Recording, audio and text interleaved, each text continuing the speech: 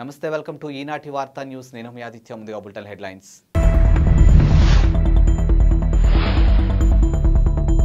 మహారాష్ట్రలో deputy CM సమక్షంలో police అధికారిని చెంపదెబ్బ కొట్టిన బీజేపీ ఎమ్మెల్యే పాక్లో సార్వత్రిక ఎన్నికల వాయిదా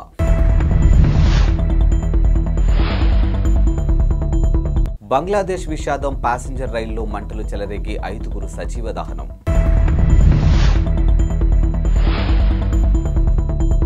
మహారాష్ట్రలోని పూణే శుక్రవారం షాకింగ్ ఘటన వెలుగు చూసింది. ఇక నగరంలోని సానూన్ హాస్పిటల్లో జరిగినటువంటి కార్యక్రమంలో డిప్యూటీ సీఎం అజిత్ పవార్ సమక్షంలో బీజేపీ ఎమ్మెల్యే సునీల్ కాబ్లే దురుసుగా ప్రవర్తించారు. ఇక పోలీసు సిబ్బందులతోని ఓ అధికారిపై ఆయన చేయి చేసుకున్నారు. సహనం కోల్పోయి చెంపదెబ్బ కొట్టారు. ఇందుకు సంబంధించినటువంటి వీడియో సోషల్ మీడియాలో వైరల్గాను మారింది. కార్యక్రమం ముగిసిన తర్వాత సునీల్ కాబ్లే వేదిక నుంచి బయలుదేరిన సమయంలో ఈ ఘటన జరిగింది. ఇక వేదిక దిగుతున్న క్రమంలో నిలబడి ఉన్న పోలీస్ సిబ్బందిపై కోపంతో ఉద్దేశపూర్వకంగా చెంపదెబ్బ కొట్టడంతో వీడియోలో స్పష్టంగానూ కనిపించింది. ఈ ఘటన జరిగిన సమయంలో డిప్యూటీ సీఎం అజిత్ పవార్ వేదికపైనే ఉన్నారు.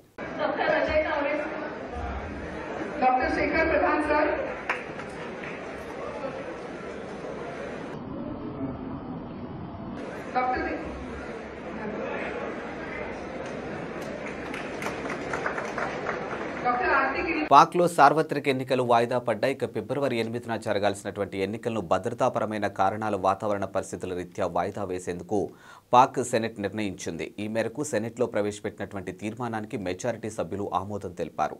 ఇక సెనేటర్ దిలావర్ ఖాన్ ఈ తీర్మానాన్ని ప్రవేశపెట్టగా సమాచార శాఖ మంత్రి ముర్తాజా సొలంగి పిఎంఎల్ సెనేటర్ ఆప్షన్ ఉల్లాంగ్ దీన్ని వ్యతిరేకించారు. ఇక ప్రజలకు రాజ్యాంగం ఓటు హక్కు కల్పించిందని, స్వేచ్ఛాయుత వాతావరణంలో ఎన్నికలు నిర్వహించాల్సి ఉందని తీర్మానంలో ప్రస్తావించారు.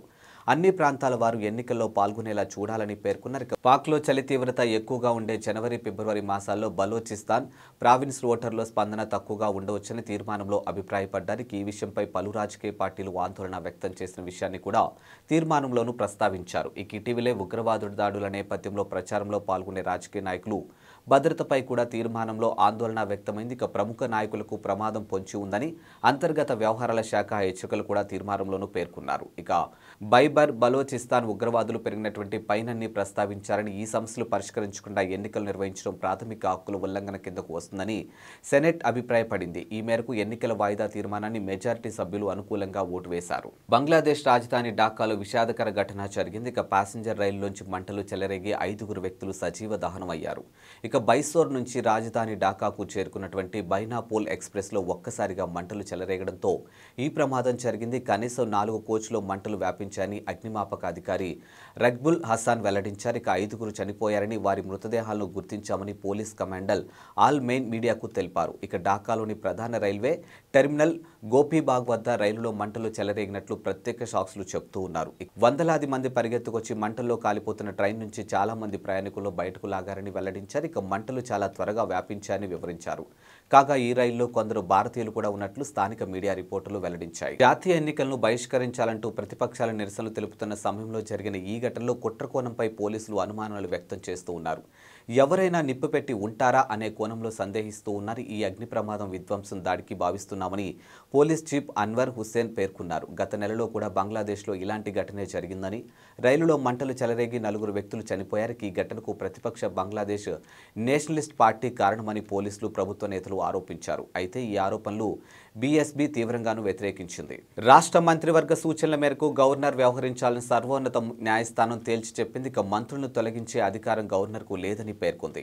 తమిళనాడు మంత్రి వి సెంధిల్ తొలగింపు కేసులో మేరకు తీర్పు వెలువరించింది. ఇక రవాణా శాఖలో ఉద్యోగుల పేరిట నిరుద్యోగుల నుంచి భారీగా సొమ్ము వసూలు చేశారన్న ఆరోపణలపై మంత్రి సెంధిల్ బాలాజీని ఈడీ అధికారులు గత జూన్ 13న అరెస్ట్ చేశారు. దీంతో మంత్రిని కేబినెట్ నుంచి బర్తరఫ్ చేస్తూ గవర్నర్ ఆర్ఎన్ రవి ఆదేశాలు జారీ చేశారు. ఈ ఆదేశాలను మద్రాస్ హైకోర్టు పక్కన పెట్టింది. మంత్రి అరెస్ట్ అయ్యాక కూడా మంత్రివర్గంలో కొనసాగుతున్న సవాలు చేస్తూ ఎంఎల్ రవి అనే న్యాయవాది దాఖలు చేసిన పిటిషన్ను కోర్టు పరిగణలోకి తీసుకోలేదు. ఇక దీంతో సదరు న్యాయవాది సుప్రీంకోర్టును ఆశ్రయించారు. ఈ పిటిషన్పై విచారణ చేపట్టిన Justice Abhay S Oka, Justice Ujjal నేతృత్వంలో ధర్మస్థానం రవి వాదనలు తోసిపుచ్చింది. ఇక హైకోర్టు నిర్ణయంతో ఏకీభవిస్తున్నామని పేర్కొంది. ఇక ప్రాథమికంగా చూస్తే హైకోర్టు తీరు సరైందని, ఓ రాష్ట్ర మంత్రిని గవర్నర్ తనంతటి తానుగా బర్తరఫ్ చేయలేరు. ఇక రాష్ట్ర మంత్రివర్గం చేసే సిఫారసులకు అనుగుణంగా గవర్నర్ వ్యవహరించాలని కోర్టు స్పష్టం చేసింది. వచ్చే లోక్సభ ఎన్నికలకు అభ్యర్థులను ఎంపిక చేయడమే లక్ష్యంగా కాంగ్రెస్ పార్టీ కీలకంగా ముందడుగు వేసింది.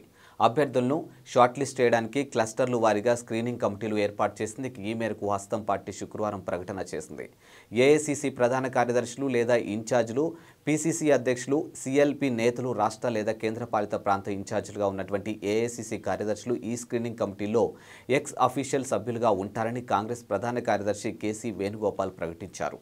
ఇక క్లస్టర్స్ 1లో తెలంగాణ, కర్ణాటక, తమిళనాడు, కేరళ, లక్షద్వీప్, పుదుచ్చేరిలు ఉన్నాయని, ఈ క్లస్టర్ స్క్రీనింగ్ కమిటీకి హరీష్ చౌదరి చైర్మన్గా వ్యవహరిస్తున్నారని, విశ్వజిత్ కదం, జిగ్నేష్ మేవావి సభ్యులుగా ఉన్నారని, క్లస్టర్ 2లో ఆంధ్రప్రదేశ్, మహారాష్ట్ర, గోవా, ఒడిశా, అండమాన్ నికోబార్ దీవులు ఉన్నాయని, ఈ స్క్రీనింగ్ కమిటీకి మధుసూదన్ మిస్త్రీ, సూరజ్ హెగ్డే, షఫీ పరంజిల్ సభ్యులుగా ఉన్నారు. ఇక గుజరాత్, మధ్యప్రదేశ్, ఛత్తీస్గఢ్, రాజస్థాన్, ఢిల్లీ, డయ్యూ డామన్, దాద్రా నగర్ హవేలీ 3వ క్లస్టర్లో ఉన్నాయని, రజనీ పాటిల్ దీనికి చైర్మన్గా వ్యవహరిస్తున్నారని, కృష్ణా, అల్లాపూర్, వర్గత్ సింగ్ సభ్యులుగా ఉన్నారని పేర్కొన్నారు. అరేబియా సముద్రంలో సోమాలియా తీరానికి సమీపంలో ఉన్నటువంటి హైజాక్ గురైనటువంటి వాణిజ్య నౌక ఎంవి లీలా నార్కోప్ను భారతీయ నావికా దళం కాపాడింది. ఇక నౌకలో ఉన్నటువంటి హైజాకర్ను తరిమివేసి 15 మంది భారతీయులతో సహా మొత్తం 21 మంది సిబ్బందిని సురక్షితంగా బయటకు తీసుకొచ్చింది. గురువారం సాయంత్రం ఈ నౌక హైజాక్కు గురైంది. ఇక సుమారు 6 ఆగంతకులు ఆయుధాలతో నౌకలోకి ప్రవేశించి హైజాక్ చేశారు. వెంటనే నౌకలో ఉన్నటువంటి సిబ్బంది తమను కాపాడాలంటూ ఎమర్జెన్సీ సందేశాన్ని పంపించారు. సమాచారం అందుకున్న వెంటనే భారత యుద్ధ నౌక ఐఎన్ఎస్ చెన్నైతో పాటు గస్తీ విమానాలు, హెలికాప్టర్లు రంగంలోకి దిగి వాణిజ్య నౌకను ఐఎన్ఎస్ చెన్నై చుట్టుముట్టి హైజాకర్లకు హెచ్చరికలు జారీ చేశారు. ఈ క్రమంలో మార్కోస్ కమాండోల బృందం నౌకలోకి ప్రవేశించింది. ఇక దీంతో బెదిరిపోయినటువంటి హైజాకర్లు నౌకను వదిలి పారిపోయారు. నౌకలో హైజాకర్లు ఎవరూ లేని నిర్ధారించుకున్న నేవీ కమాండోలు సిబ్బందిని సురక్షితంగా బయటకు తీసుకొచ్చారు. అనంతరం రెస్క్యూ ఆపరేషన్ ముగిసినట్టు నేవీ ఓ ప్రకటన ద్వారా విడుదల చేసింది. విజయవాడ ఎంపీ అభ్యర్థిగా వచ్చే ఎన్నికల్లో వేరే వారికి అవకాశం ఇస్తామని చంద్రబాబు తనతో చెప్పారని శుక్రవారం మీడియాకు తెలిపిన టీడీపీ నేత కేశినేని నాని ఈరోజు సంచలన ప్రకటన చేశారు. ఇక త్వరలోనే ఢిల్లీ వెళ్లి లోక్సభ స్పీకర్ని కలిసి తన లోక్సభ సభ్యత్వాన్ని రాజీనామా చేస్తానని, ఆ మరుక్షణమే టీడీపీకి రాజీనామా చేస్తానని అందరికీ తెలియజేస్తున్నానంటూ ఎక్స్ వేదికగా పోస్ట్ పెట్టారు. నేను పార్టీకి అవసరం లేదని చంద్రబాబు నాయుడు గారు భావించిన తర్వాత కూడా పార్టీలో కొనసాగడం సబబు కాదని నా భావన అని ఆయన వ్యాఖ్యానించారు.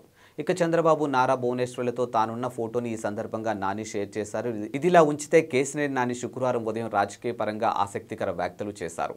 విజయవాడ ఎంపీ అభ్యర్థిగా వచ్చే ఎన్నికల్లో వేరే వారికి అవకాశం ఇస్తామని చంద్రబాబు తనతో చెప్పారని, ఈ మేరకు టీడీపీ నేతలు ఆలపాటి రాజా, నెట్టెం రఘురాం, కొనకళ్ళ నారాయణ గురువారం సాయంత్రం వచ్చి తనకు చెప్పారని అన్నారు. ఇక తిరువురులో చంద్రబాబు పాల్గొనే సభా నిర్వహణ బాధ్యతలు కూడా వేరే వారికి అప్పగించినట్లు, తనను జోక్యం చేసుకోవద్దని చెప్పారని ప్రకటించిన విషయం కూడా తెలిసిందే. కాంగ్రెస్ ప్రభుత్వం 6 గ్యారంటీలకు చట్టబద్ధత కల్పించిందని మంత్రి తుమ్మల నాగేశ్వరరావు అన్నారు. ఇక ఖమ్మంలోని 54వ డివిజన్లో శుక్రవారం నిర్వహించినటువంటి ప్రజాపాలన అభయహస్తం దరఖాస్తుల స్వీకరణ కార్యక్రమాన్ని ఆయన సందర్శించారు.